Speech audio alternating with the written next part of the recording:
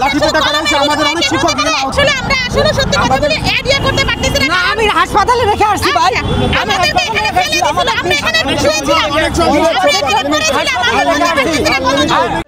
আমরা আবার স্বাধীন হয়েছি, তাহলে কেন এই বৈষম্য থাকবে? এখন তো বেশি চলে গেছে, তাহলে কেন আমাদের এই বৈষম্য রাখবে?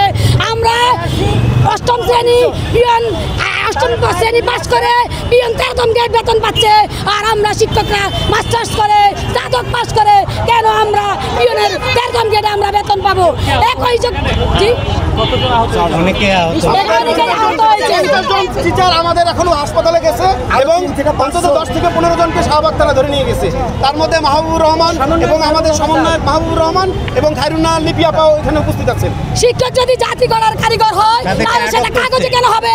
সেটা বাস্তবে রূপ দিতে হবে। সেই বাস্তবে রূপ বানানোর জন্য আমরা এখানে শহীদ মিনারে এসেছি এবং শাহবাগ সামনে আমরা সচিবালয় ঘেরাও করবো, যমুনা করবো। ডক্টর মোহাম্মদ ইউনূস স্যার আপনিও পরবর্তী চাচ্ছে আমরা সচিবালয় ঘেরাও করবো, আমরা যমুনা ঘেরাও করবো। ডক্টর মোহাম্মদ ইউনূস স্যার আপনাকে জানিয়ে দিতে চাই, আপনি একজন শিক্ষক ছিলেন, তাহলে একজন শিক্ষক আমি আজকে 20 বছর চাকরি করে 35,000 টাকা বেতন পাই, না পারি সন্তান, না পারি ছেলে মেয়ে, না পারি স্বামী, না পারি নিজের স্বতঃস্ফূর্তভাবে চলতে, তাইলে আমাদের